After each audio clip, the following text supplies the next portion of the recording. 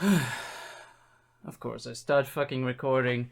2 seconds in, the fucking car alarm of some random car in the street is going off like crazy. Had a lot of work yesterday. I came home with a splitting headache. I felt like my entire skull was gonna break apart. I did one of the rare things. I rarely do that. To actually take a painkiller. I don't like to do that on like the faintest of pain, but it was really heavy. So I took a very low dosage because I rarely take them. So I can take like the most minuscule dosage possible, and just and just the headache's gone. It literally is most of the time. So. That's a nice thing, actually. But yeah, put myself into bed and just slept through it. I've been sleeping a lot the last couple of days, like 9 hours, 10 hours. I haven't slept that long in a while. So yeah, this is gonna be an interesting reaction for fucking sure. But let's fucking do this.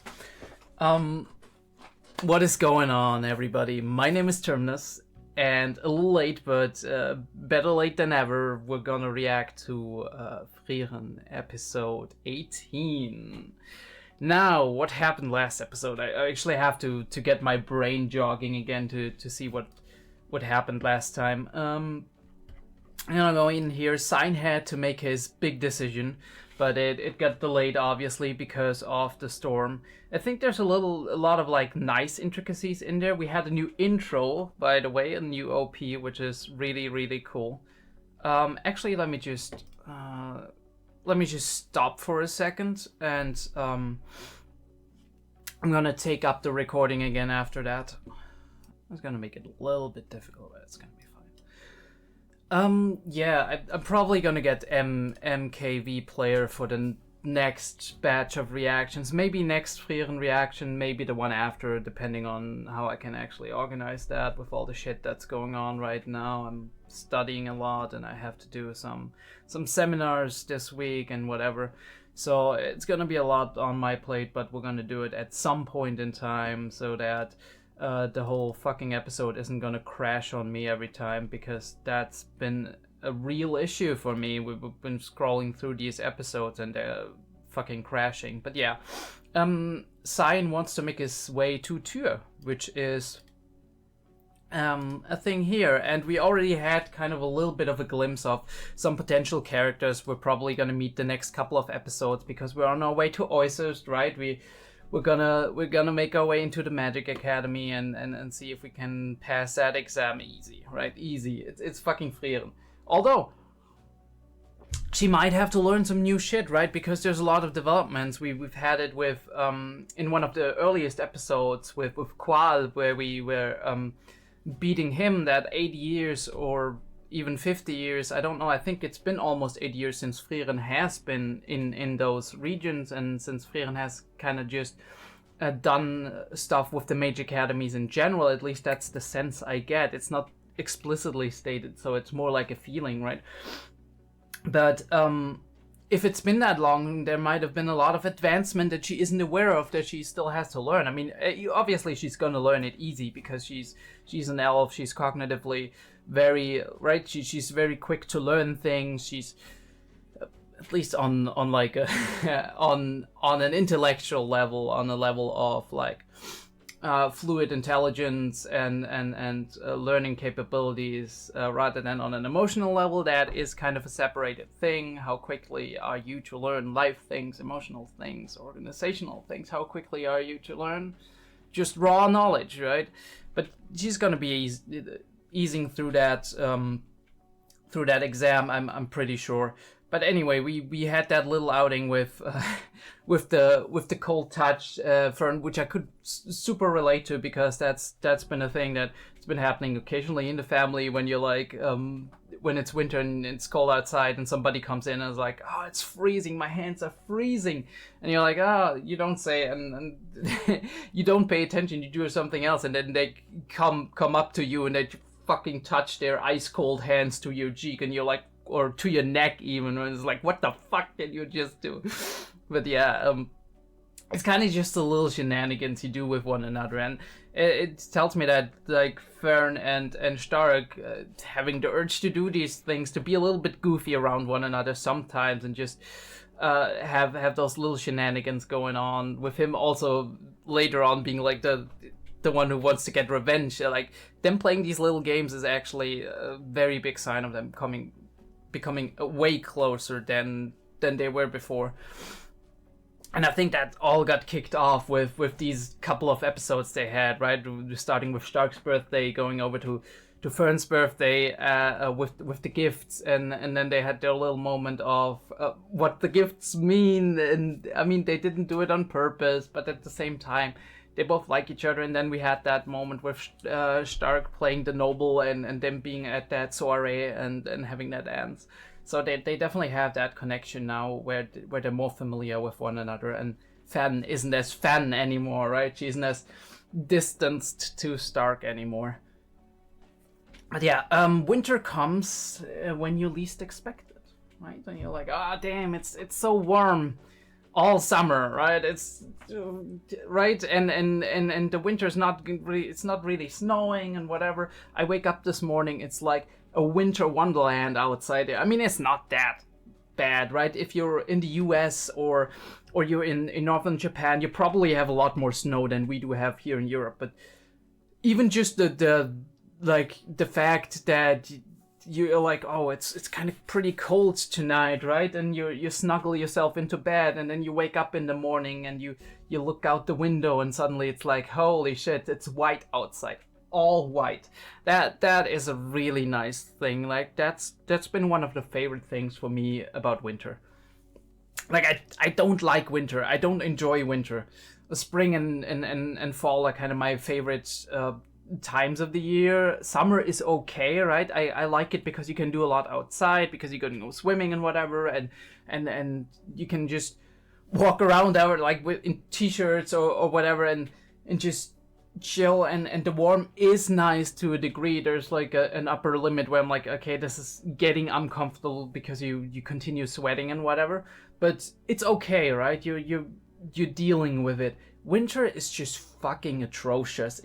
It's seeping into your bones, the entire, like, the cold, and it's kind of just, once you want to snuggle up in your bed all winter long and just wake up when it's summer or when it's spring or whatever, when it's warmer again, because it's so cold outside. I mean, I think the only thing that I like about winter is the coziness, right? You get in front of a fireplace and just warm yourself up, or you put yourself into a blanket and just try to keep out the cold, and this contrast, right? This metaphorical contrast also between you inside being warm and looking outside and knowing how cold it is out there.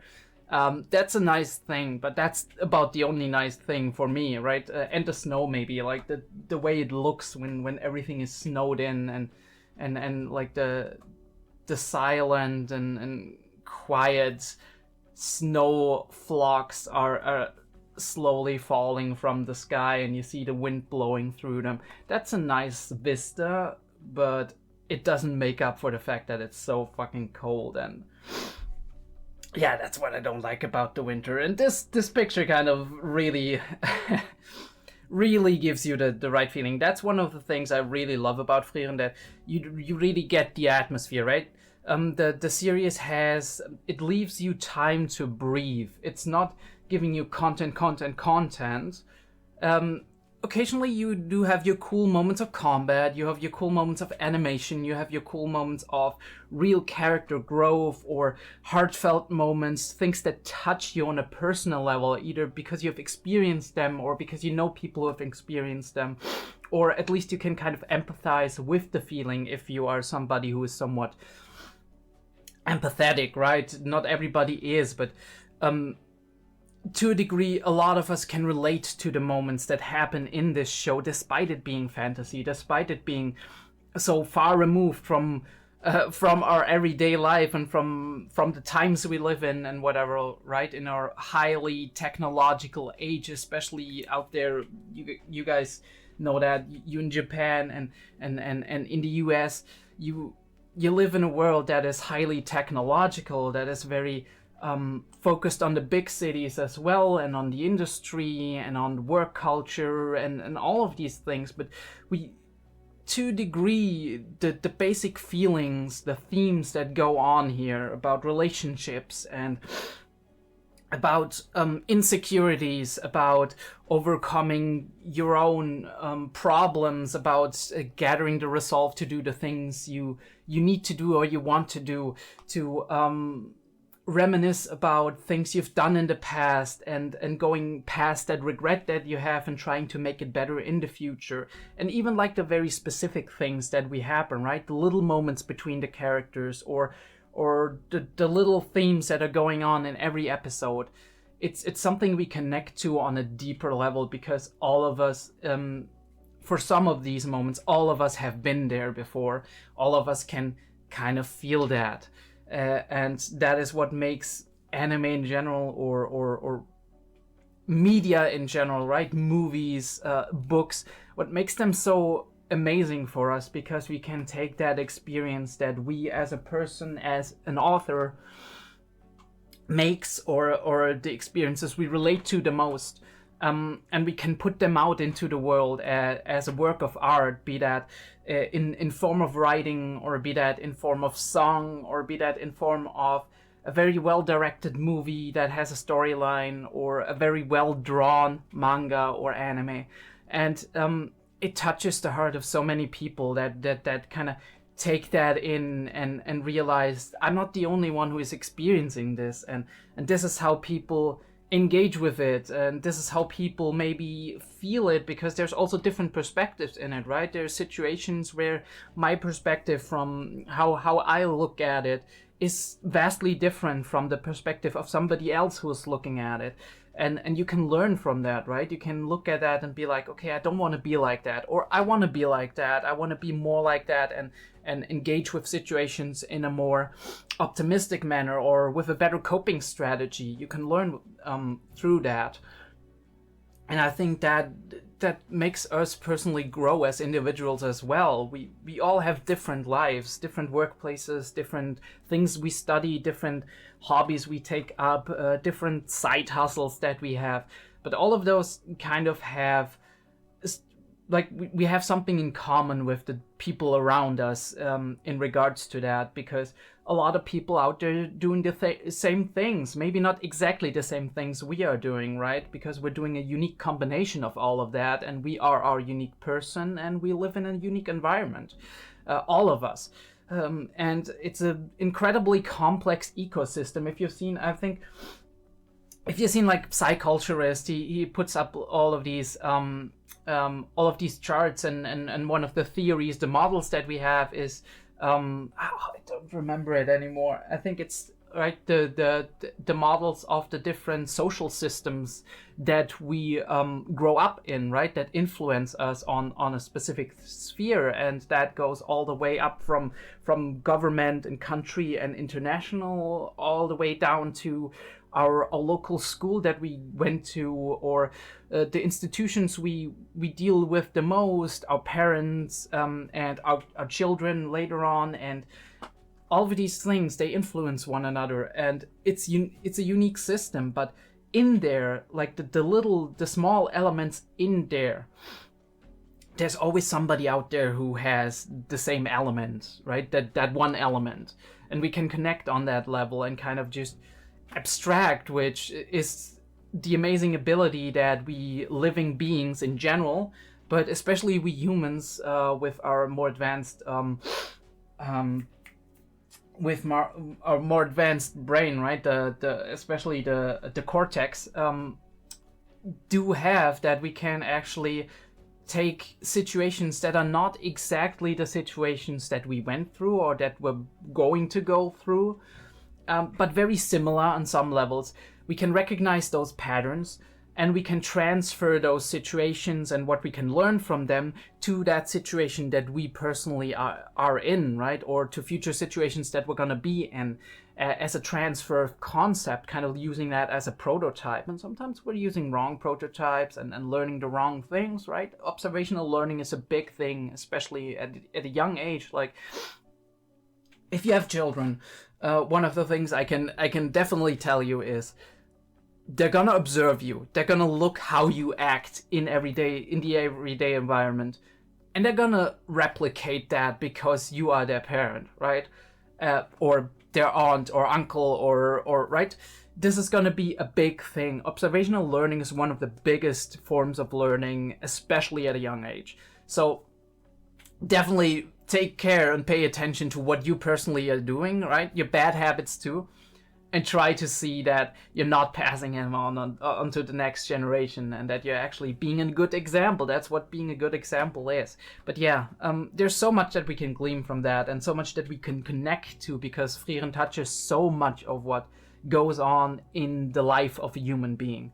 And I think it's amazing. I said that a couple of times, how effortlessly it switches from one topic to the next and finds those transitions. Does them very naturally and very organically, and I'm really fascinated by this little phenomenon, because it's not a show that's like, oh, this is such an amazing animation, right? This is not the kind of show. Or it's like, oh, this is such an intricate, deep, sorry, it's deep, but right, not on the level that we maybe as somebody who's being used to like sensational media, Hollywood, whatever, right? Not on a level that we would expect deep to be, or that we would necessarily immediately understand deep to be, because we're like, okay, these intricate twists and whatnot, and the theories that come from it. There's series like that too, and it's amazing, right? Made in Abyss, for example, has a lot of theories surrounding it, as in addition to the amazing character work that we can look into and whatnot. But it has so much mystery around the world itself and theories that build itself on that. But here we have a depth, in my opinion, that is very approachable. Like, everybody can kind of feel it, everybody can see it, and everybody can just think about it and ruminate on it as much as they feel like doing, as much as they can do.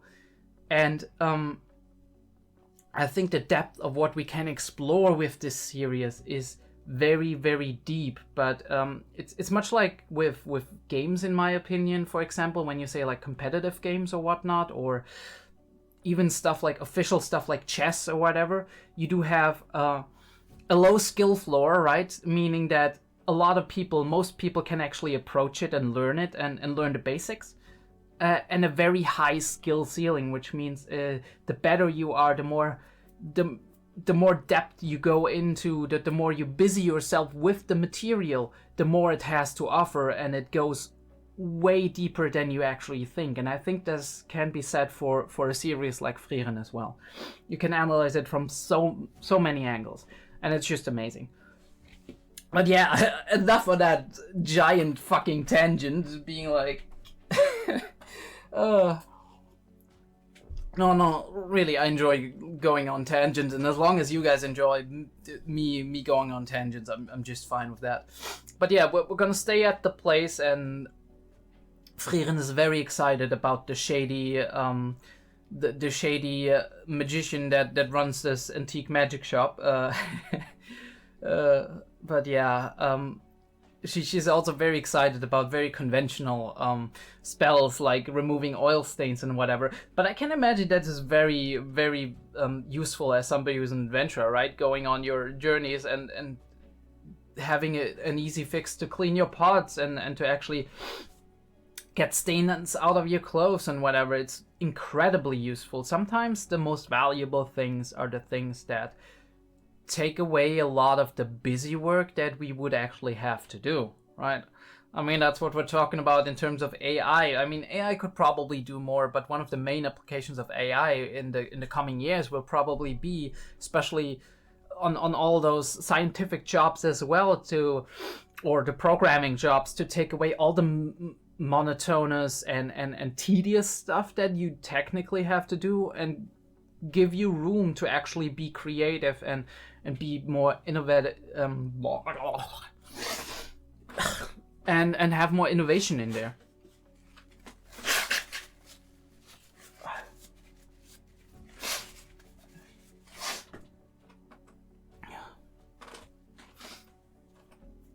And have more innovation in there. But yeah, really cool. Seems like we're gonna stay together a while longer. We see everybody doing kind of like what they like to do. Sign's getting acquainted with the locals, drinking at the pub. Frieren's getting buried under a bunch of books, which is very pretty much her MO. And dude's just standing next to her, being like, "I told her so. Like, I told her not to pull that book, but she was adamant on it." But yeah, interestingly enough, Sign realizes that actually we kind of have been doing all our own thing, which is very interesting. There's a book, actually, I think I got to it by recommendation of Tibu, actually, who pulled that up, and it was at my local bookshop. I was like, hey, didn't Tibu mention that one?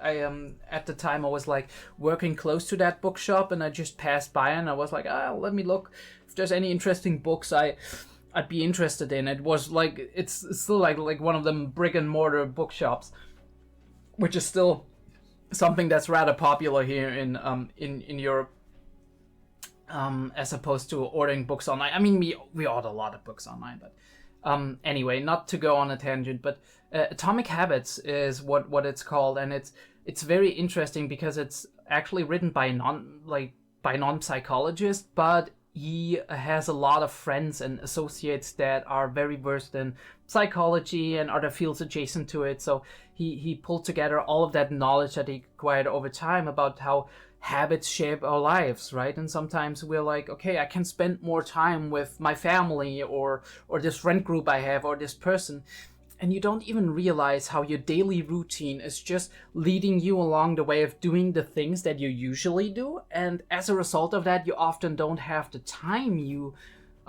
think you actually have available, and then you're like, oh damn, I didn't have time today, I don't have time tomorrow because there's this other thing and whatever, right? And a couple of months pass, and you're like, damn, I wanted to do so much, right, in that specific niche, with that specific thing, with that friend group or with the family, or maybe I wanted to just take my time to spend on reading a certain book series, or I wanted to spend my time actually going and studying a specific thing or learning a specific thing, and you're like, damn, I spent a lot less time than I actually would have liked to. But it kind of feels like I was busy all the time. And this is habits, right? Habits die hard, and they kind of they kind of control our lives, right? Because once we automated part of our lives, and it's something that we're used to, and it's something that at some point at least was useful, we're just gonna continue it, and it's hard to kind of just interrupt that flow and do new things and take on new things or do special things that we want to do for a specific point in time. And yeah, Frieren kind of gets in and is like, okay, Fern and Stark are being bakas again, which it's actually a silly reason in my opinion, at least when we present it, right? It's like, okay, I want to get revenge and just touched her on the cheek, and it was cold and she was mad at me. But we do see her perspective, and I think that is a thing that is, for once, very true to life, and second of all, very specifically to Stark. It makes sense as well, because if we remember correctly, Eisen was afraid of Stark's strength, right?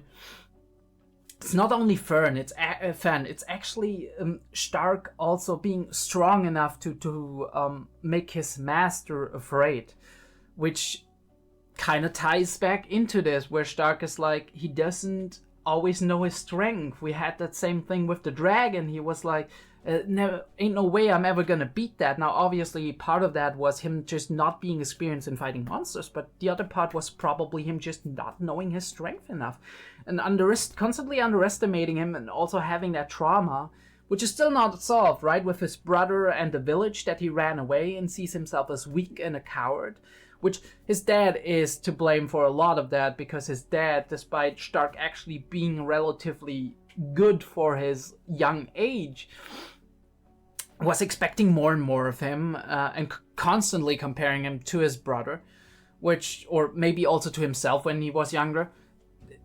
That's a thing that, in my opinion, is just, you gotta separate the effort from, right, from the other things you do, like the actions you take, because Stark put in the effort to train and he was strong enough.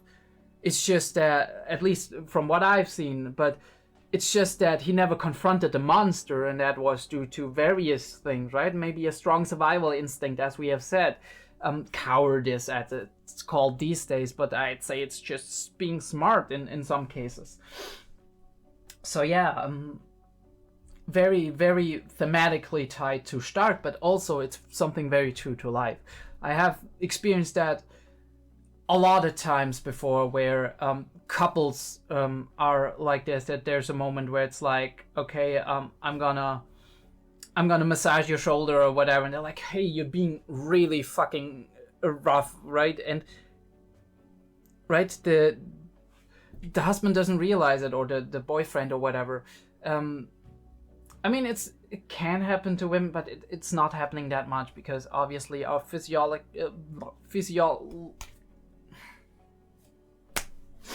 physiological differences, in terms of like 25% more muscles, most of the time, or oftentimes, men will take on jobs that are physically more demanding.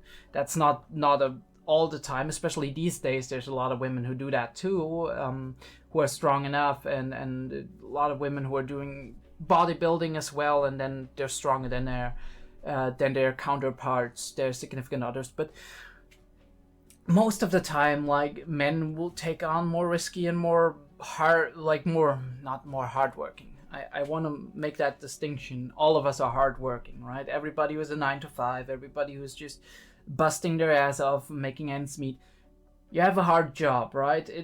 It doesn't help you to compare yourself to other people, unless you're like somebody who's just sitting in the office, and even then, what you're doing might not be physically hard or mentally hard, but it's very tedious. And I wouldn't want to do that, honestly. But yeah, it's a situation that I've seen many times, different people that I've known, where it's like, yeah, people don't always know their strength. Even with children, sometimes children and like parents are kind of fooling around and wrestling and whatever, and then the child hurts dad because it's like it doesn't know its strength yet. And for Stark, that goes especially, right?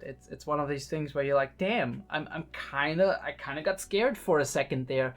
And in that case, I think the being mad at the person is less about actually being mad about them doing something wrong, but more about them being like, shit, I got scared there for a second, and I got kind of aggressive, right? Because of that fear. And then I'm embarrassed about it. So now we're in that weird situation where I don't necessarily want to immediately admit it, because it kind of makes me feel weak. It kind of also makes me feel like I may be complaining too much, right? But if we don't communicate this openly, it's going to happen again, and you're going to be in a similar situation again, and it's going to make both of you feel bad. So it's better to say like, hey, look, sometimes you don't know your strength. Just kind of try to be a little bit more considerate of that. But yeah, very, very true to life, and this is true to life as well here. Fucking fucking Cyan being like, just fucking start dating already.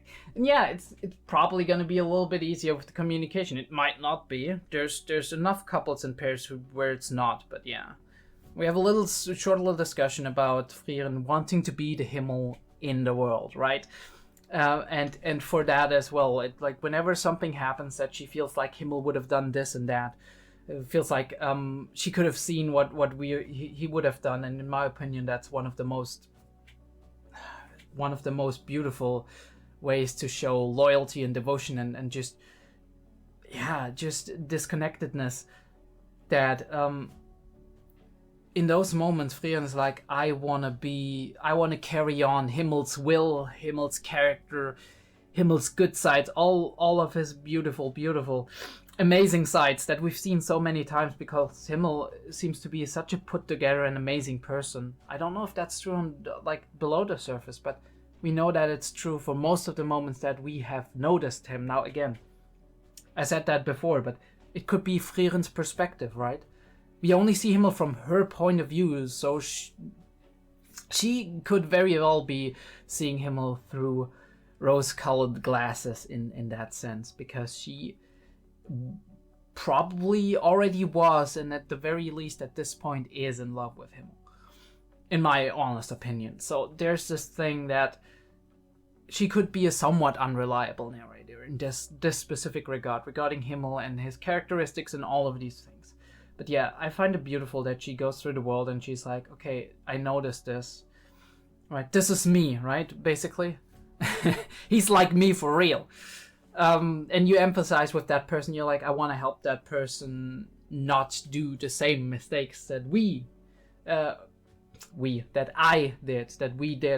when we were younger, right? So we try to help these people and kind of be the person that helped us in a way, pass on that goodness and these lessons. And I think this is one of the reasons why I think psychology and being a teacher and being a parent is a very, very important job, a job you have to take seriously, because you want to make sure that the people who are coming after you, that they learn something from your mistakes, but that they also learn something from what you did right, of course, right? You pass on all of the good things and try to heed them, to get them to heed the bad things that could happen. And I mean, obviously some things you need to make your own experiences, and sometimes you have to make a mistake to realize it's a mistake, even if people have been telling you for ages that it's going to be a mistake. Sometimes you have to make that experience. But oftentimes it's really how you go into it, because if everybody is telling you this is going to be a mistake, and you're like, all right, I'm gonna try it anyway, and it was a mistake, you're gonna come back being like, okay, I kind of expected it to be a mistake, but I had to try it for myself because I just needed that experience. And that's gonna be a better way to go out of it than to not expect it to be a mistake in the first place, go in and then be terribly disappointed. Because believe it or not, the expectations that we have going into something, it's gonna shape how we get out of it, right? How we perceive a potential failure, how we perceive something not going the way we want it to go. Yeah, but yeah, it's very important to pass that on, and I think it's beautiful that they do. But Stark makes his decision. Frieren already knew he made this decision, and I think it makes sense because this is the way they talked. Stark has very much a big connection to our group now, and I don't think we're gonna part ways with him forever. He thinks back, he's like, it's a little bit quiet traveling around alone, right? And it feels lonely and whatever. But yeah, I mean, there's various possibilities in how this can go, but I think we're gonna meet him in 2 or 3 episodes again, maybe 4. Next arc, basically, after the Magic Academy thing. That's probably gonna happen now, and we're gonna just meet up, and maybe at that point he has found Gorilla, his friend with the base name, or maybe at this point he's like very downtrodden. He's like, Gorilla died. I wasn't there in time. I mean, I think it's a little drab for the story. I don't think this is the way they're gonna go. I think it's probably gonna be like maybe we're actually gonna see a Sign exclusive episode even where he finds Gorilla and he's like, dude's in some deep shit. We're gonna get out of it together, and then they continue traveling, and at some point, right, we meet him again with Frieren and Stark and Fen and whatever. Or it going a completely different way. We've known the series to throw expectations to the wind, to put twist on tropes and just kind of put a twist on the natural developments that are happening. So could be that as well. But yeah, well, the second part of the episode is mainly being sick and dealing with being sick, which is very nice. We find out that Frieren has a holy scripture. Like, Frieren, what the fuck? Like, what do you not have, right? Also using it as a pot stand is fucking hilarious. But yeah, we're gonna treat Fan, obviously, in these times especially, and especially with magic not being that much good for healing, right? That mostly being like a priest's domain. It's very important, of course, to find shelter, to keep a sick person warm, and we're focusing on the emotional side of things, right? Holding people's hands when they're sick, when they're in a weakened state, and I talked about this a lot last episode, so I don't think we have to repeat it that much. Being embarrassed a little bit about like Stark being present and being treated as a child, as a baby, which makes perfect sense because that kind of indicates that at this point she kind of, first of all, it's a peer, obviously. In most cases, it's like, I don't want to be treated like a baby when I'm an adult in front of the person that I kind of am on eye level with. But also kind of shows that she likes Stark a lot and doesn't want to be perceived as that. But it's childish, of course. We do see later that Stark actually realizes that it's his presence that maybe made that worse. And we see in the later thing, when Frieren actually feeds Fan the medicine, that Stark is not present, that he excused himself, which makes it easier for Fan to get over her pride and accept that pride and embarrassment, and accept that help and that doting that Frieren wants to put on her, because at this point Frieren's kind of her mother, more or less. She spent a lot of her lifetime with her, and she spent a lot of time growing up with Frieren, which can't have been easy, because on the emotional side there's certainly things that she didn't learn from Frieren. We saw that in the episode where she and Stark had an argument, and Sein actually was the one to kind of help Fan to get over that and kind of make up with her. And then last episode as well, we had Sein again intervening and being like, come on children, just talk to one another, make up. That's the thing that Frieren isn't good at, and she realizes that, obviously. And obviously when she's alone she's gonna try, but it's not gonna be that easy. Poisonous, beautiful flowers, cherry things that look like more like I don't even know, morning willow, whatever, right? And we do have sick Frieren, which is absolutely adorable, and beautiful, nice, calm Himmel, which it's always funny how he throws in that I'm really attractive when I'm being like this, am I not? But I think it's just to disperse the embarrassment, right? We talked about games people play, but it's not just that. It's also just, I think it comes from a feeling of, I don't want to be too sappy and emotional. I want to kind of throw that ball in there, that opportunity to Frieren to brush me off, because it would otherwise be maybe a very embarrassing moment for both of us. And I think that might be one of Himmel's few flaws, that as much riz as he has, as much flirting that he puts in with Frieren, there is always that pullback of him, right?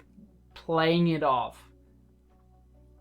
And that, in my opinion, might have been one of the reasons that he can, like, one of the ways he sabotaged himself, because if he leaned into it, there might have been more moments where they got really close, and where, right? I mean, they got really close either way, but where something might have happened, because Frieren isn't immune to romantic charm, and she certainly has started to love him as they went on their journey. But yeah, we get more and more wholesome, amazing moments between the two of them, which I absolutely love. The little joke with the witch is amazing, and we thank the person who's taking us in. I think it's very nice. That's a thing that's kind of getting lost these days with like civilization, and more people are out there, and like the population grows, and there's more anonymity, and people don't know each other that well, even in the neighborhood. So it's very hard to find these moments where you're like, okay, I'm in trouble. Can I just ask the next person living there to help me out? And most of the time the answer is no, right? I mean, maybe sometimes it is. I mean, there's been success stories about like YouTubers and vloggers who've been traveling around the country and whatnot, and then they asked, right, hey, can I sleep in your backyard? I got a tent or whatever, and then they actually meet when they try hard enough, they meet people eventually that are helping them out and whatnot, and that's great. But you also gotta ask yourself, does that apply to everyone, right? If a young beautiful girl asks that, might it be more accepted by most people, no matter if male or female, than if somebody with a big beard and like long hair and whatever, who kind of looks like a metalhead or whatever, or looks like somebody just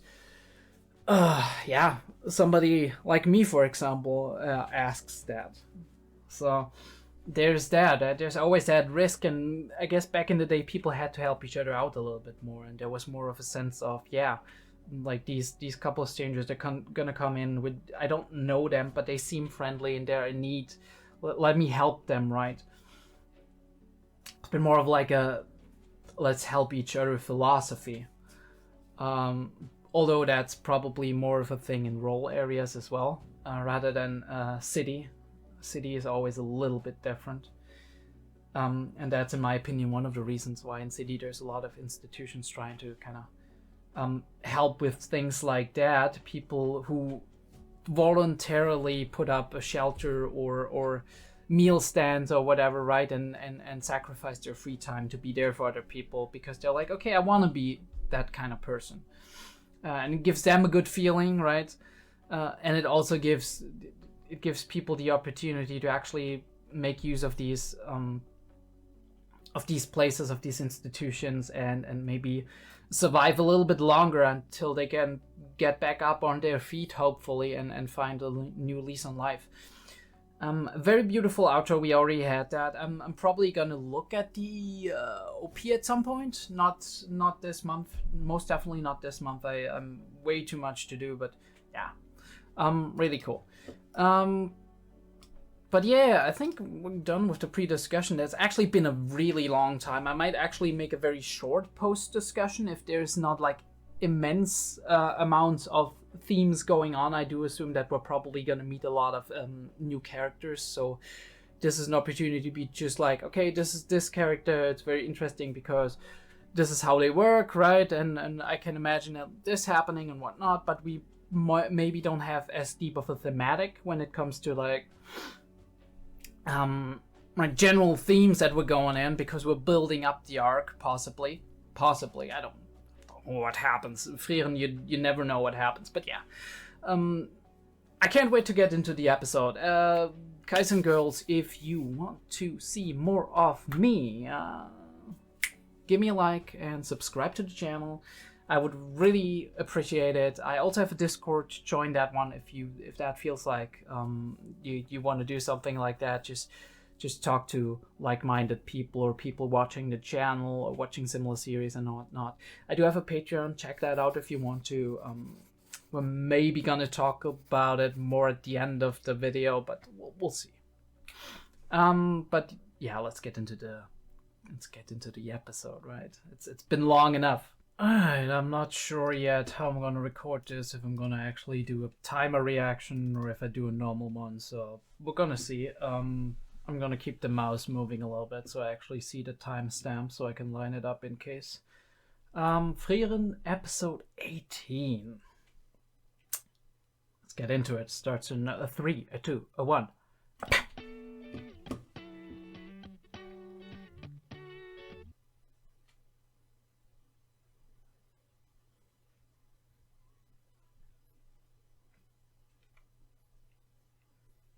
I really like the song, I gotta say.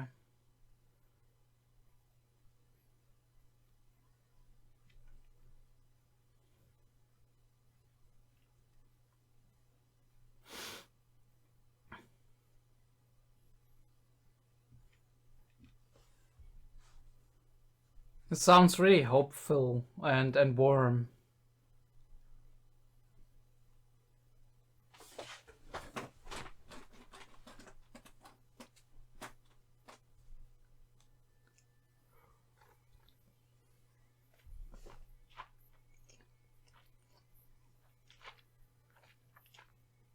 See a lot of characters that are probably gonna be in the next arc now.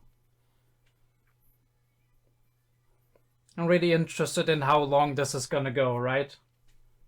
Gonna very short school arc, or it's gonna be rather long. And this one, this character, this elf. Who the fuck are you?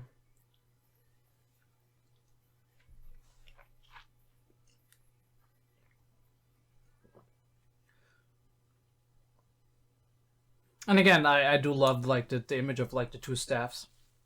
So we do have the first class mage exam, and it is 𝐸𝐧𝐼𝐻. Do, do, do, do, do, do, do.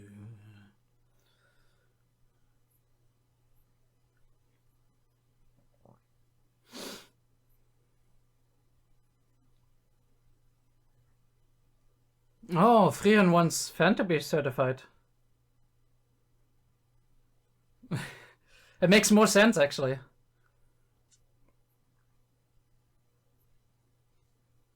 Ooh, we have a lot of figures, and this is the one in the intro, like the elf.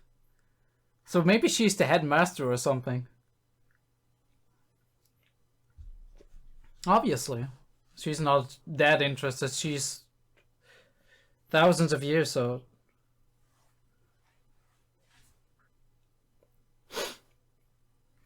Alright, yeah, I summon different magic monsters. Interesting that we have to call back.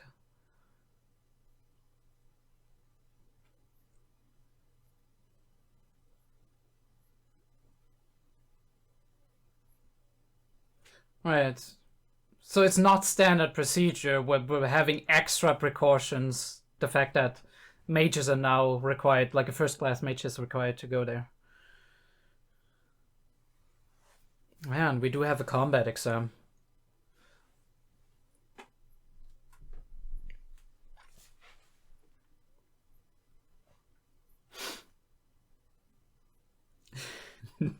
He doesn't like to be called old, okay.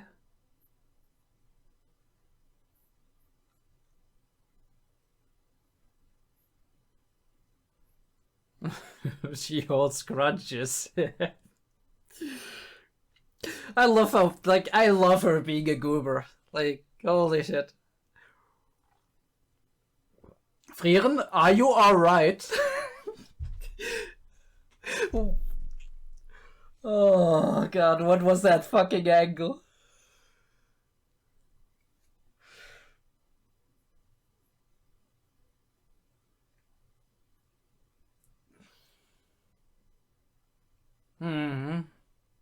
I mean, obviously.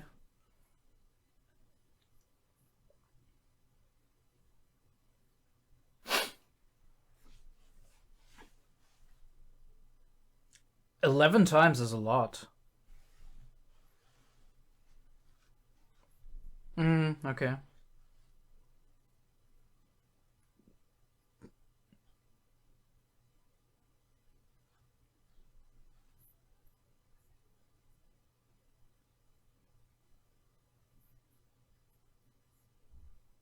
Oh! So we're actually point of viewing somebody else. That is interesting.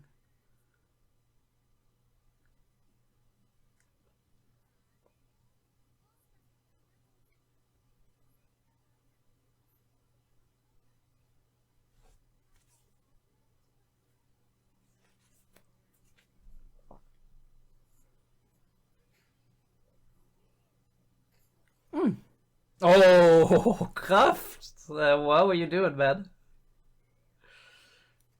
Okay, cool.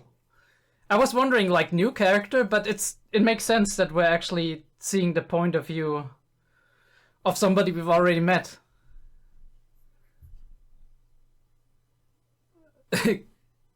Kind of goes a long way for my point of view sign theory. Übel. Okay.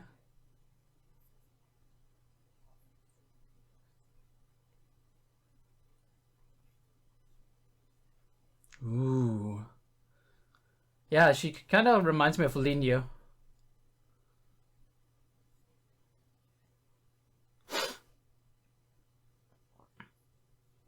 Ooh. So maybe he's after her.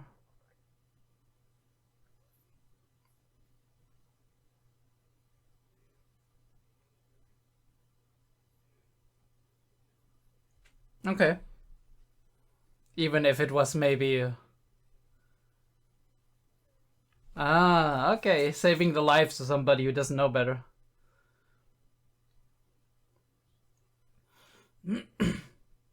So mages are gathering for some reason.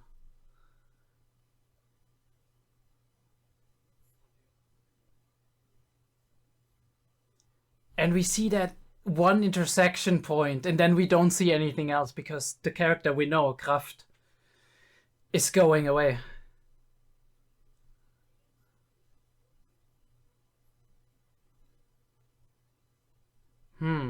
Okay.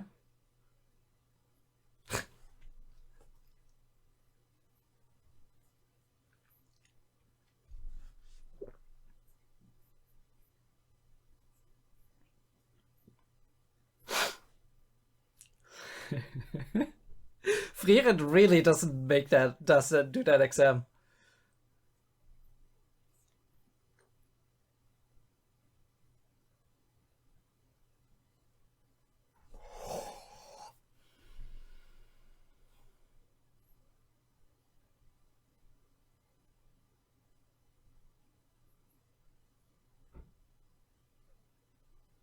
He recognizes it, maybe.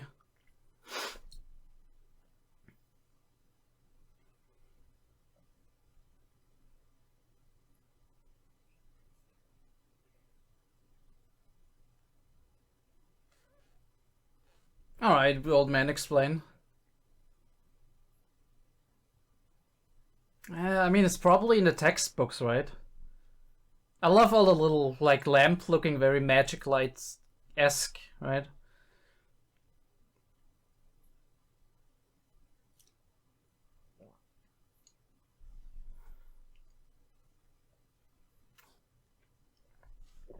So she was like that back then as well. I did...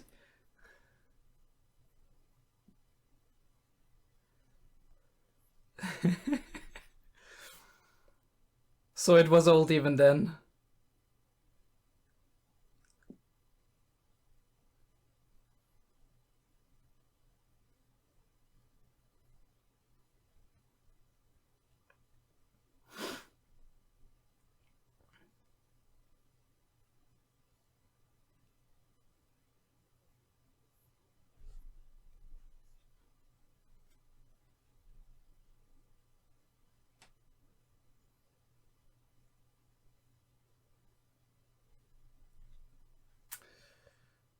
Little moments.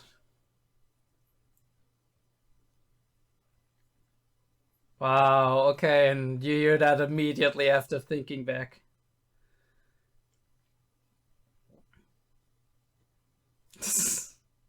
Headbats for everyone. And you get one, and you get one.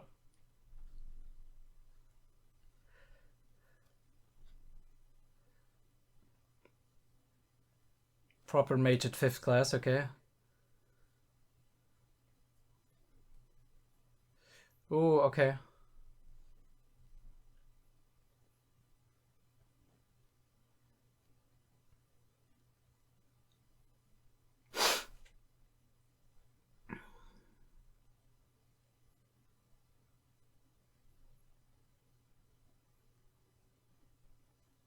Interesting that the holy city is named 𝐸𝐴.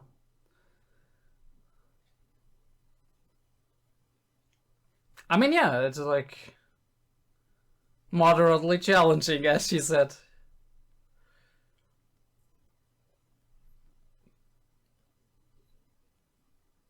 Alright, okay. Okay, so obviously the need for good magical fighters produced a lot of people who wanted to do that. And now that there's peacetime, people don't feel that pull because it's like, what glory am I gonna earn?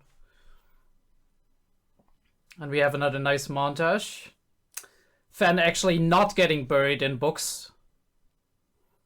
Maybe she can teach you that, Frieren. What the fuck? How many candles were those? I have to count those later. Oh, it was Frieren's birthday. Okay, interesting. Write in the comments down below if you know what her birthday is. I mean, I don't consider that a spoiler. Alright.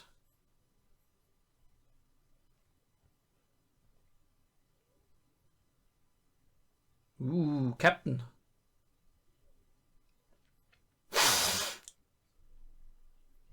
Denken. Denken as in thinking. Imperial Mage. Wow. We didn't even know that about Fen, right?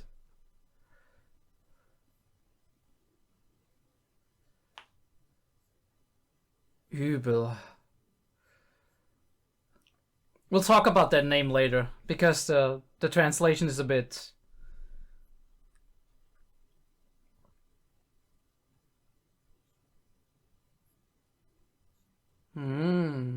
They recognize that. I mean, she's an elf, so you should be able to be like, alright, they might be really old.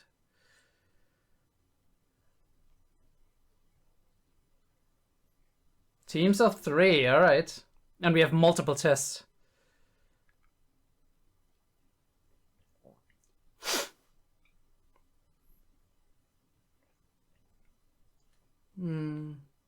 Daini.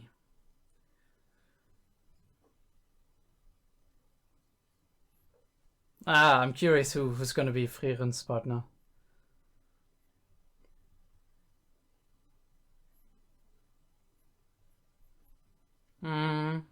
So they don't just test your skill, but also your teamwork, right? And your ability to harmonize with others.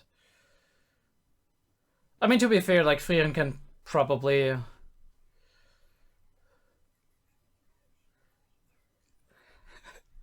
What an introduction.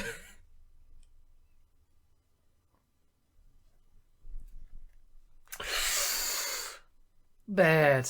Really bad. And we have Übel with Fen. Oh, this is gonna be interesting because Übel is kind of like iffy morally, right?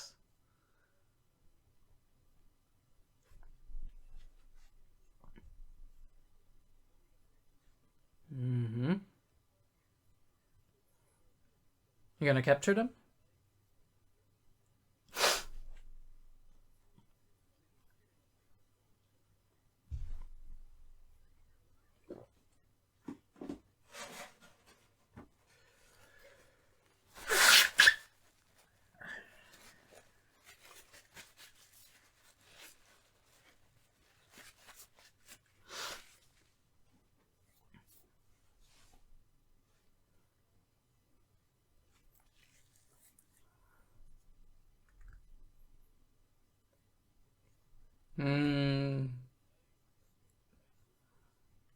A lot of interesting designs in there.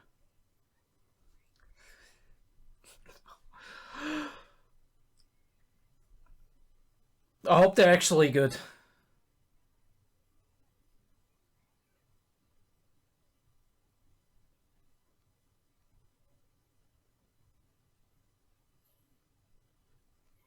So I mean, they definitely know each other from before, so very interesting. Lawine. Kanne. Alright, makes sense. There must be something difficult about the bird. Ooh. There it is! Just turn around, turn around! You missed it.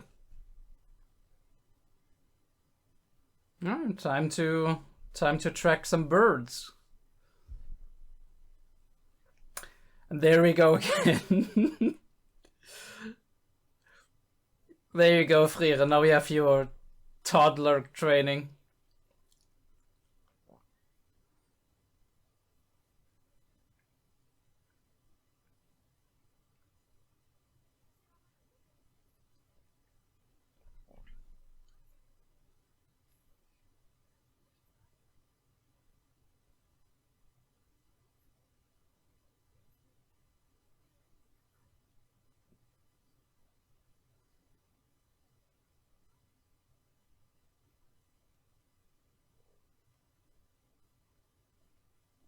Hmm.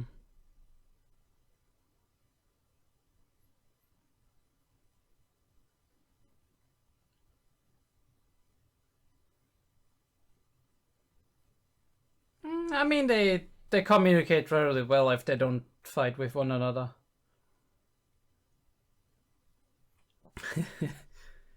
She doesn't. It's a necessity.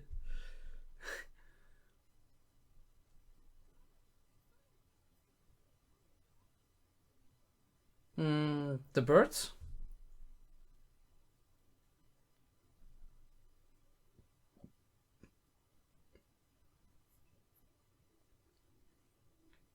Or maybe it's a mana detection thing?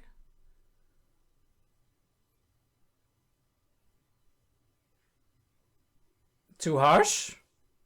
Too quickly?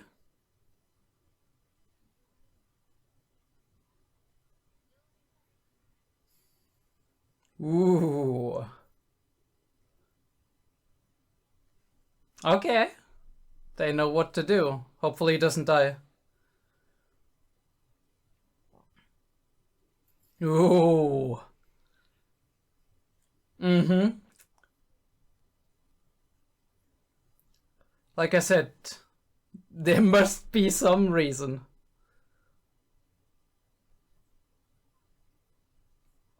I mean, you could have said that, Frieren, but...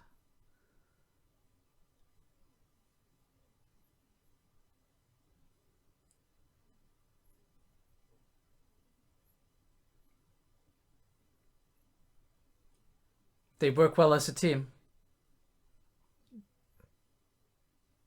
Despite fighting.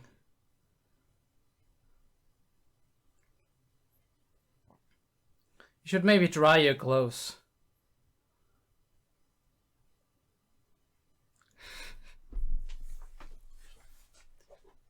Just, okay. I mean, this is my life now. This is Frieren. She's like, this is my life now.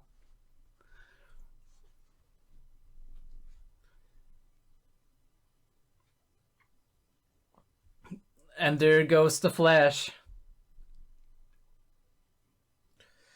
Frieren, why are you stuck in bushes? Like, holy shit. Do you just enjoy doing that?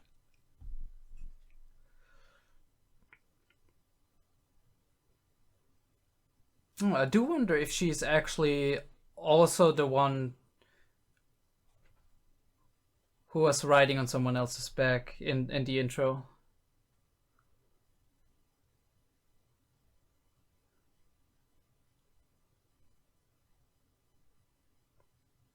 The force field? Yeah, okay. Ooh, holy. Oh, yeah, that is not easy.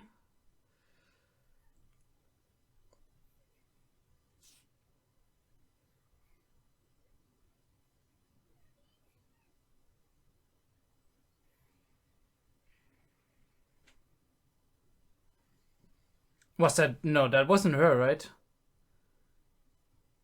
Ah. Mm-hmm. We had that before. Flying monsters can hide their mana pretty well. This is why Frieren wasn't able to detect the one picking up the wagon some episodes ago.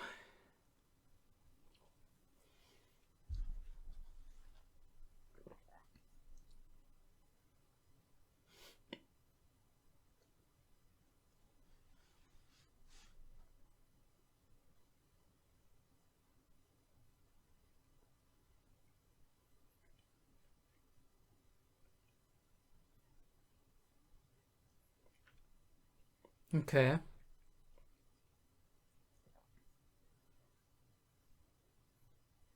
Ooh, okay. Backstory.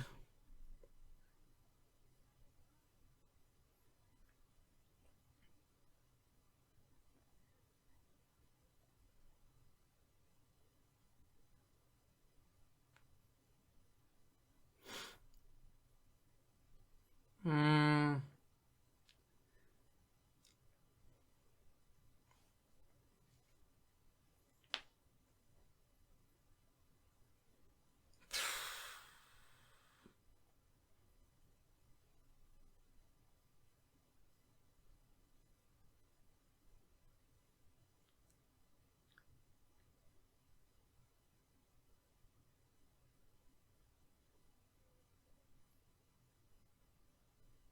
And we have the word coward again. But she's a hard worker, okay? I'm sorry, what? Come on.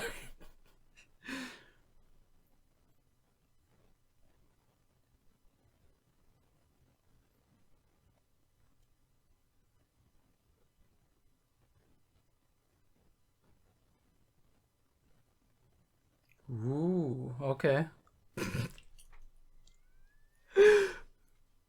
Okay. Alright. I mean, it's water.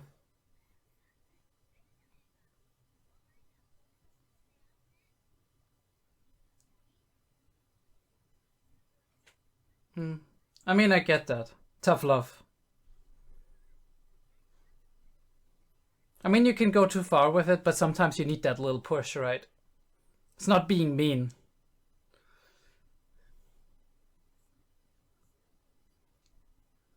I think the most important thing is that you praise people afterwards, right? You're like, alright, you actually did it, see?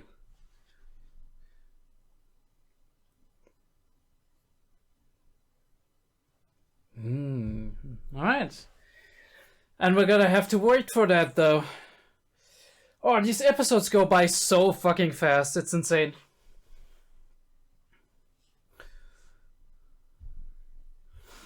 I love that so much.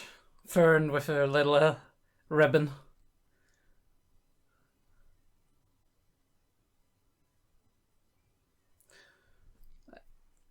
Frieren's figure just flows into that. It's really cool. It's really well done. With the butterfly thing.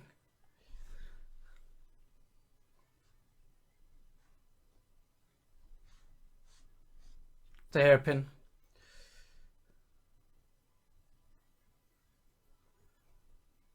I'm always enjoying these EDs. I think it's great how they managed to actually do it, make it like two pieces, like two parts of one song. Because you have that continued consistency of the same melody and the same like content, and still you have something slightly fresh and slightly new, especially with like the new visuals and all of that. I'm really loving that.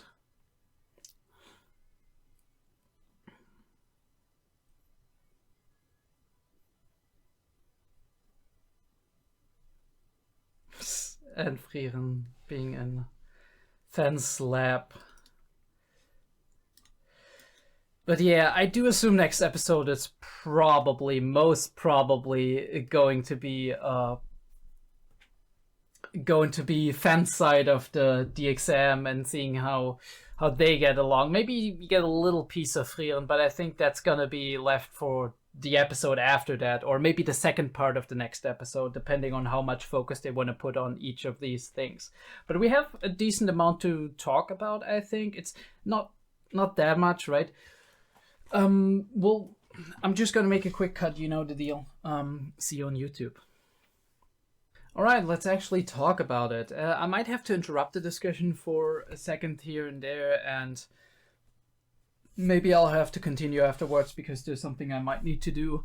But either way, we're gonna get through this. It's gonna be very interesting. I'm not gonna talk about the OP, like I said. We're gonna analyze that at some other time.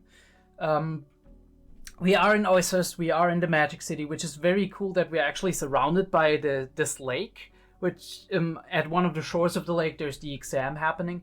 But I think it's really interesting and cool, and obviously for these times especially, strategically very important for a city to be this impenetrable, right? There's one way that goes into the city and no other way. Obviously it's going to be hard because if this city is ever besieged, there is no way you can get anything in unless you actually manage to bury a tunnel under the entire seas to somewhere, which could be possible because magic. But we also have mages, so mages could probably fly over the sea and actually pull goods with them. Although, as we do know, flying isn't as easy for objects larger than yourself. So this is kind of a bottleneck on that whole plan, but you could probably pull a boat with you or whatever. But yeah, it's a very interesting design for a city.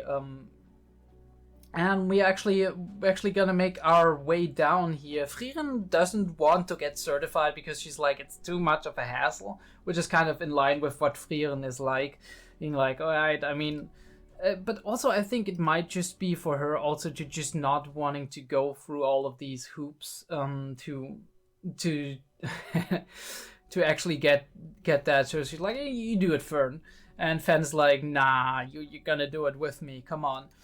And she's obviously also concerned about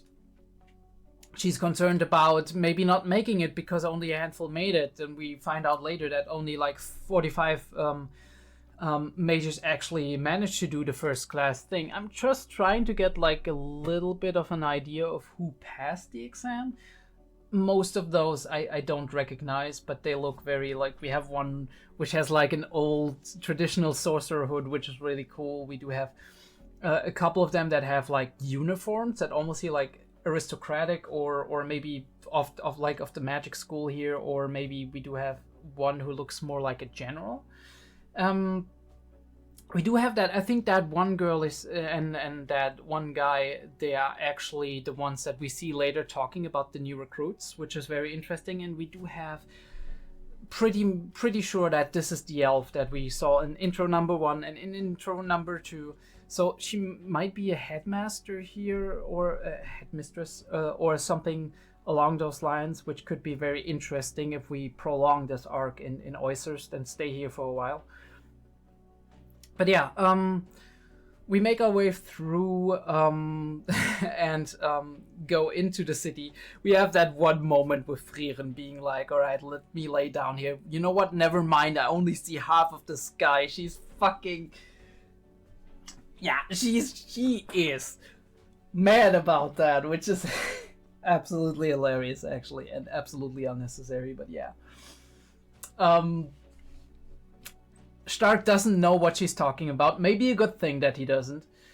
Maybe a good thing that Fern didn't really pick up on it, or at least chose to ignore it. But yeah, she's kind of trying to get us to get to know a little bit more about what magic is like, technique, experience, whatever. But a lot of that is stuff that she taught to Fen when she started out learning magic, right? We did have the 3 main pillars, which is like, you have your mana, capacity, power, whatever. You do have your control, which Fen is very good at. And we have your I don't know what the third was. I think the third was kind of technique. But yeah, obviously there goes experience and the spells you know, and all of that goes into it. And Fen knows a lot about that already. We get to know in just a couple minutes later that Fen actually passed the 3rd class mage exam, which is not too far off from the first one, right? And there's not that many people that passed it, and she's the youngest who did, which is very impressive. I wonder when she did that, if she did that. I don't think she did it with Frieren. She might have done it with Frieren, to be honest. We'll have to see. It doesn't seem like we didn't get to see that, so maybe she even did it as a child, right? Maybe she even did it with 𝐸𝐬𝐿, which would be super impressive, but at that point she wasn't considered a proper mage, and Frieren didn't consider a proper mage either, and she was not able to do all of these specifics. I don't know if that's actually the case, if she passed it when we kind of didn't. Maybe let me know if there was a moment that she actually passed it in the past with Frieren, as they were already on their journey, because if she did, I don't remember. But yeah, Frieren got beat 11 times, which is really scary if you think about it, right? People were better mages than her, so there are better mages than her out there, 6 being human, 1 being an elf. Very curious about who the elf is. Probably our headmistress, Mystery Elf, we see in the intros all the time. Maybe she even got like some history with Flum, as we have hypothesized. And yeah, we've got talent, and I do think you could say that Fen has a lot of talent, because we talked about this, that Fen is like very quick to react in a battle. I mean, that also kind of intersects with talent, right? Her reaction times being super fast for a mage. We had that in episode 10. And we have übel here. Okay, let me try to translate übel because it's not that simple and straightforward. I could say evil, but that's not really. Evil is böse, right? It's not exactly. Übel is more like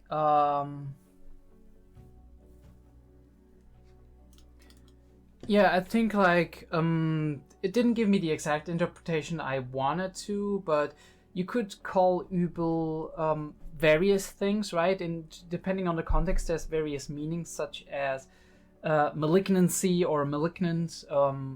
There's maybe malicious, malady, ill as in ill fortune or ill favor.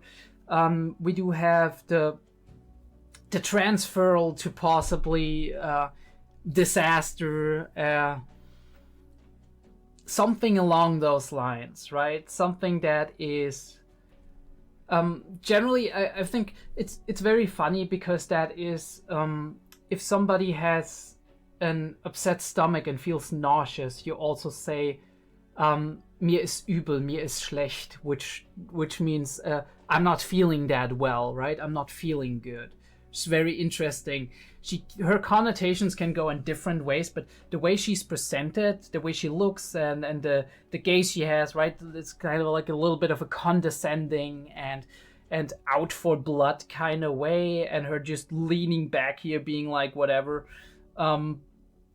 just wanting to maybe seeking out bandits in order to kill them, makes her seem very malicious in that way. And we do have the appearance of Kraft, interestingly enough, used as a story device, not only to see, right, where's Kraft, maybe he'll be back in the story sometime and meet up with us, but also where is he now and what is he doing? And we use the perspective of Kraft, the character we've met before, that we've happened upon before, in order to give us a glimpse into like kind of a foreshadowing, right? An introduction to another character that we will see in the first class 𝐏𝐢𝐏 𝐋𝐢𝐬 and being in a team with Fan, which is going to be a very interesting dynamic, and we're going to talk about that a little bit later. But to kind of pull that up here and be like, okay, she's malignant, she's kind of maybe morally more gray, and she's looking for conflict, she's maybe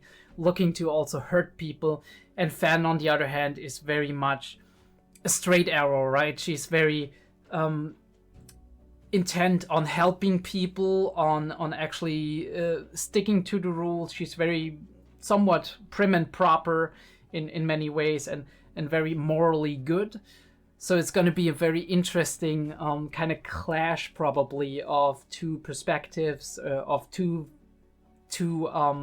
MOs, right? Two ways to go about things.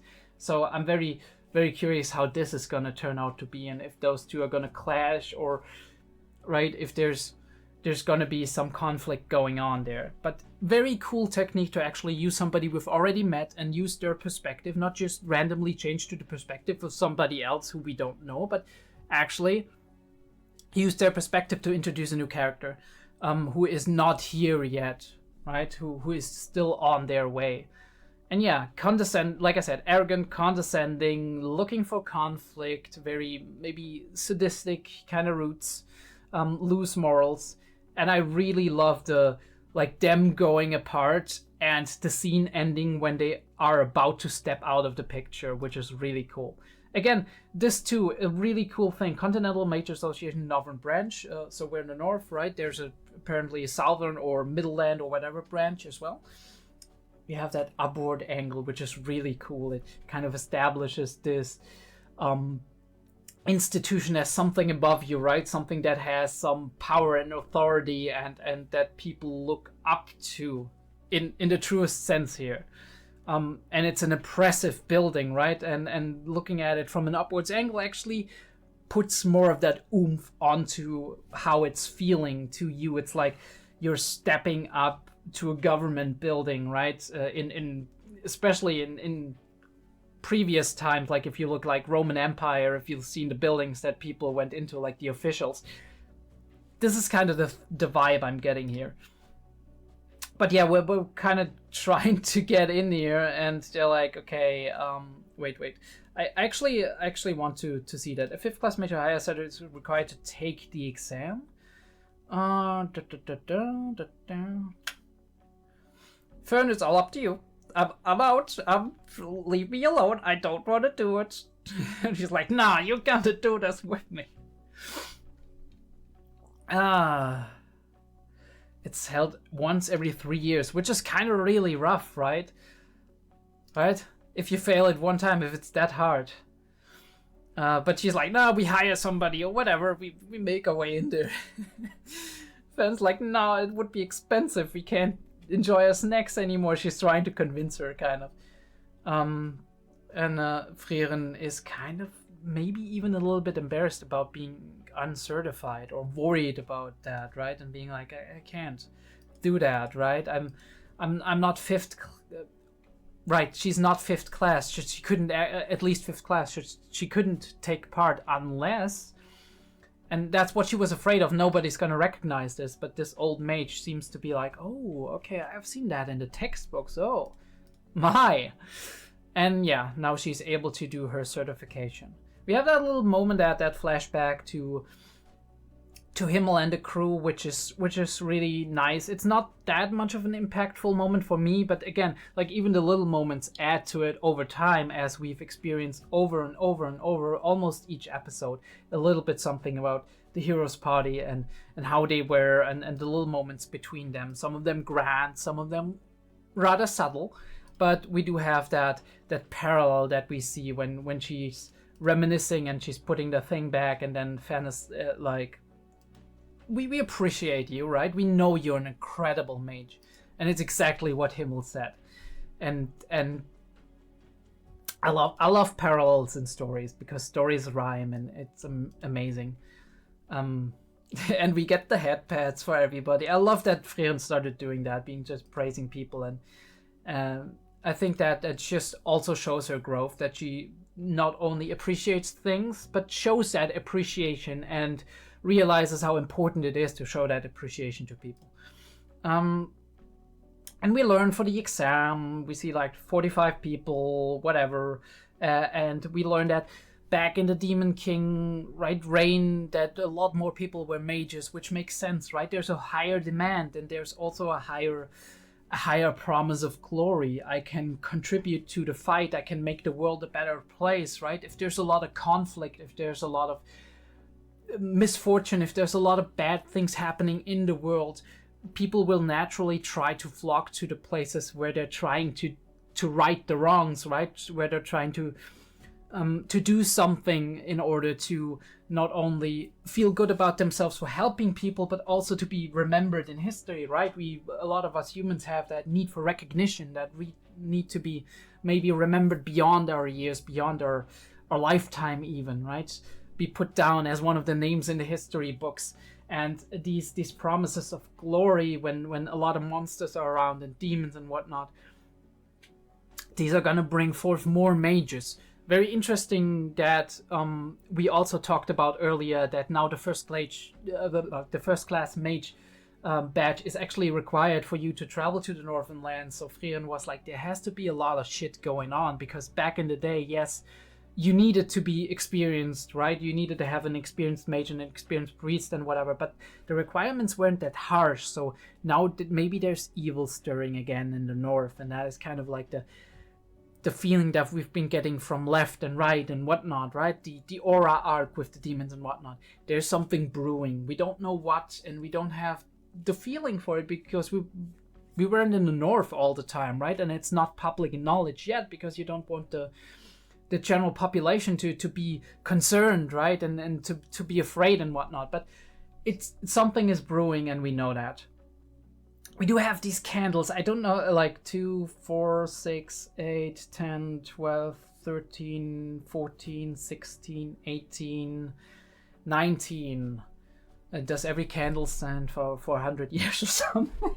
I mean, that's how I would do it, right? You can't do 1,000 years, because then you only have a couple of candles. But if you have every candle will be for 100 years, and you imagine there being a couple more candles down there that we can see, you get to around like 2,000 or 3,000 years of lifetime, which is very interesting.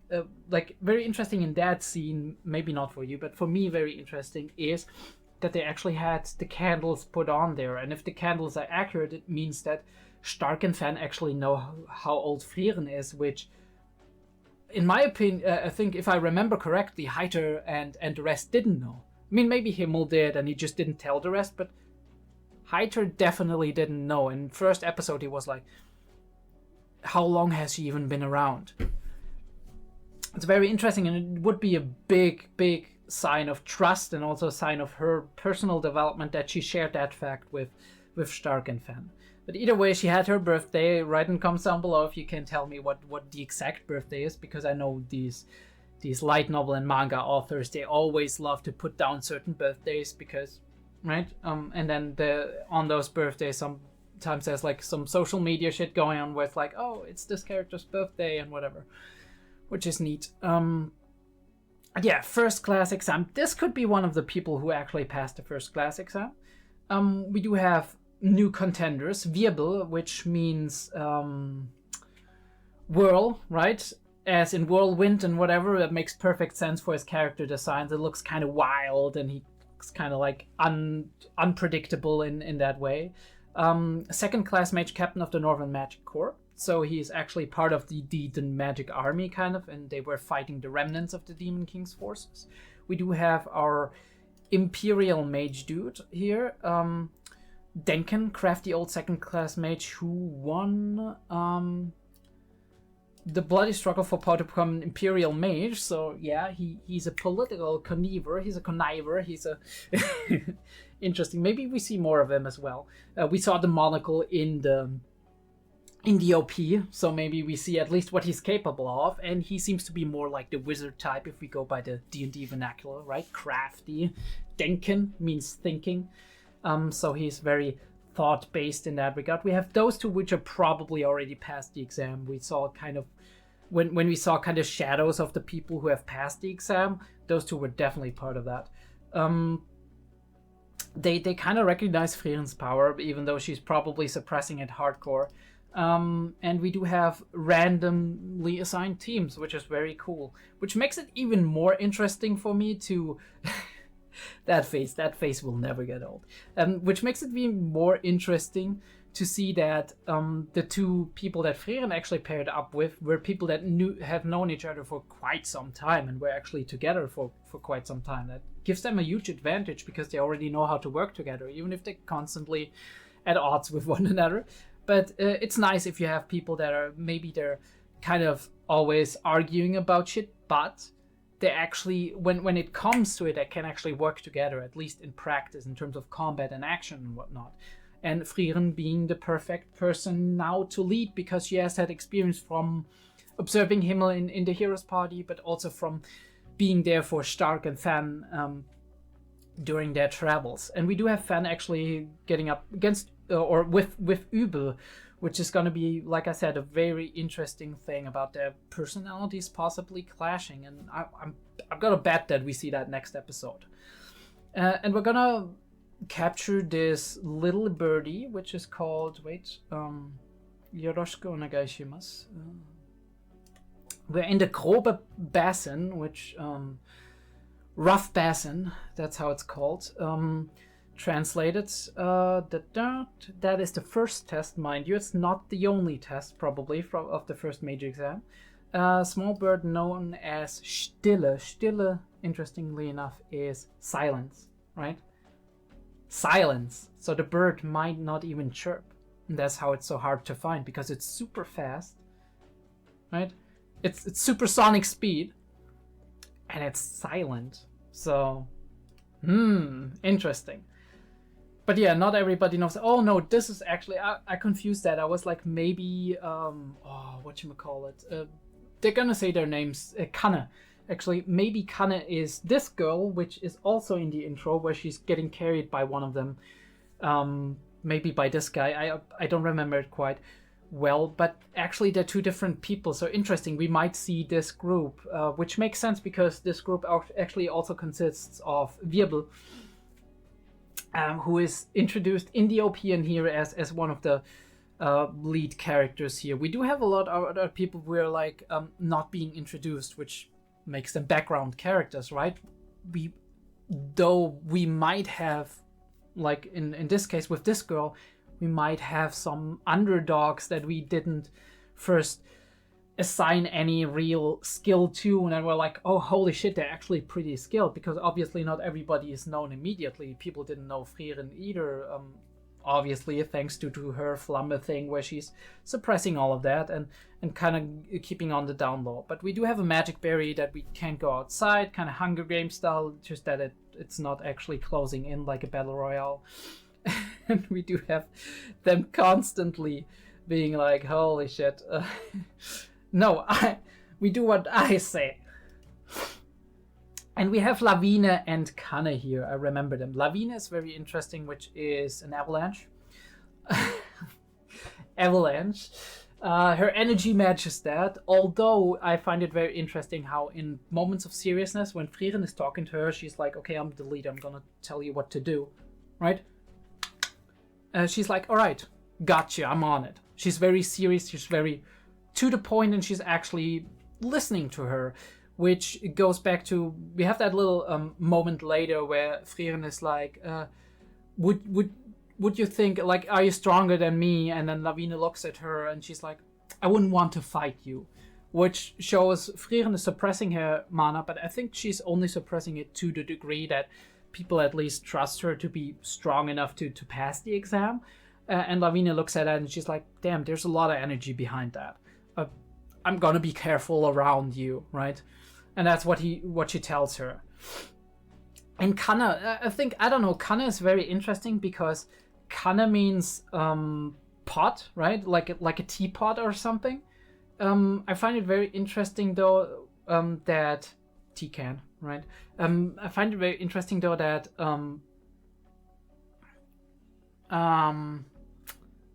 that she's named that. I don't know what it means really.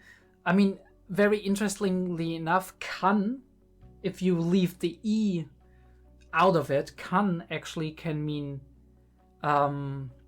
can, right? That you can do something. Not in the sense of like a tin can or whatever, but that you can do something. Which might be a little bit of a wordplay, being like, okay, I'm gonna name you Kanne because you can do a lot of things, but maybe you don't. Or maybe because she's boiling over, right? Like her being at odds with Lawine here, an avalanche also being relatively, right, being able to happen within a second and release a lot of energy. And but Kanne might actually also be related to her ability to manipulate water, right? Because we have that teapot which mostly boils water, right? Lawine is actually connected to snow in a way, so it makes sense that she can freeze the water, and she might have very good control over the temperature of water, both of them maybe.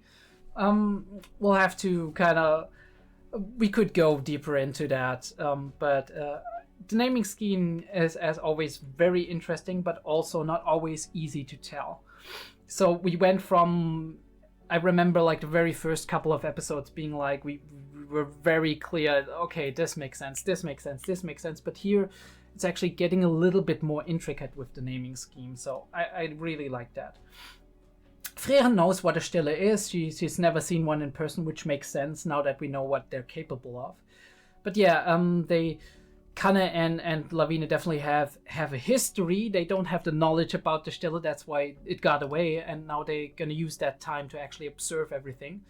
But as Kanne gets surprised in the night by this giant bird, which again, we've seen that, we've heard that before, that Frieren was like, damn, that sky bird that snatched up the wagon, I couldn't read the mana because they're very good at suppressing their mana. And that's why they can surprise you, but that's why they can surprise anybody, not just humans and elves and dwarves, but also probably other monsters on the ground that might have instincts to detect mana, but if they can suppress it well, right?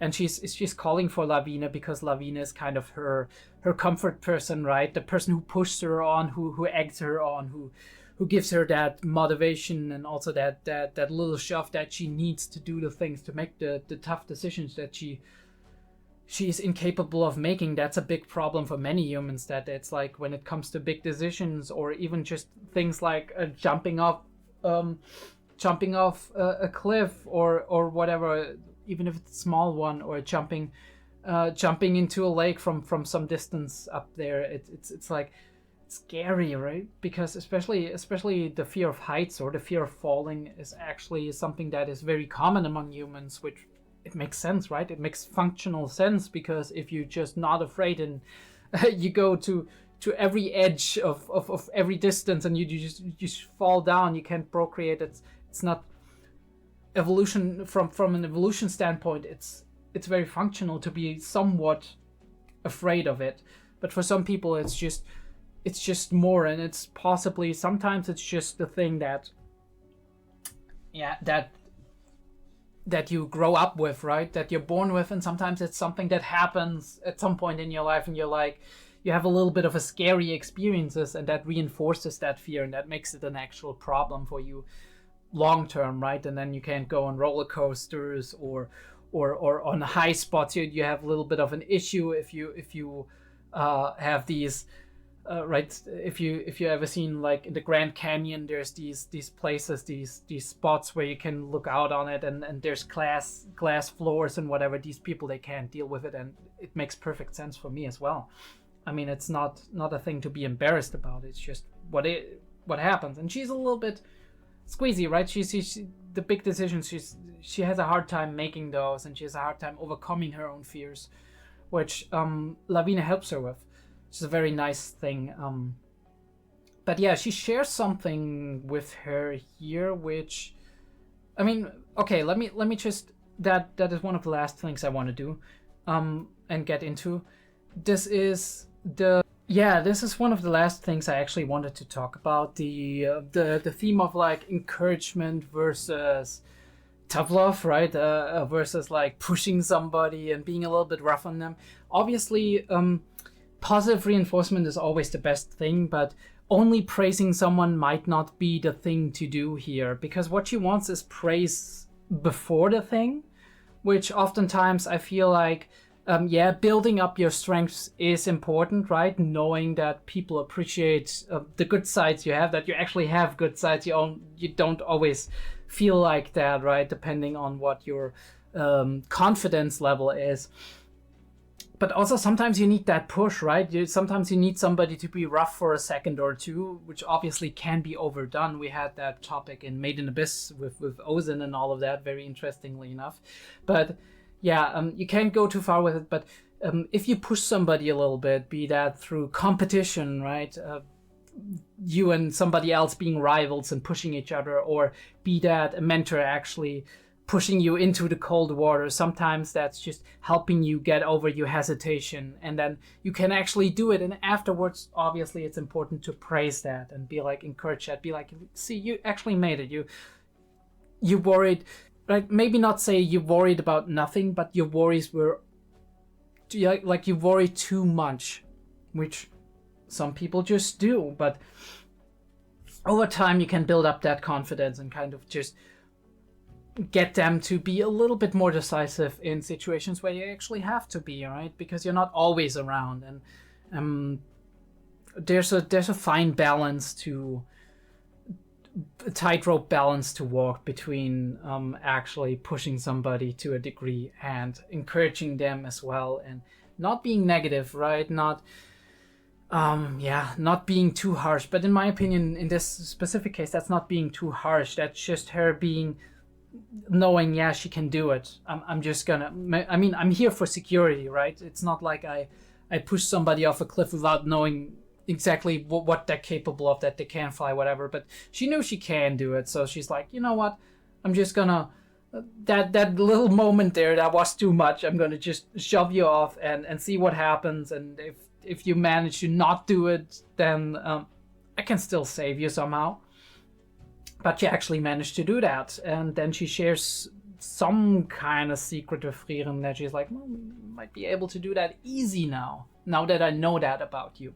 So I'm very curious about what that's gonna be, and if it's gonna be next episode or if they actually leave us hanging until the episode after. And I'm gonna be like, haha. And now we're gonna go to Fan, and it's gonna be a whole thing. And then the third episode is gonna be both of them actually managing their first exam thingy. Well, we'll have to see that. But yeah, that's kind of it for Frieren episode 18.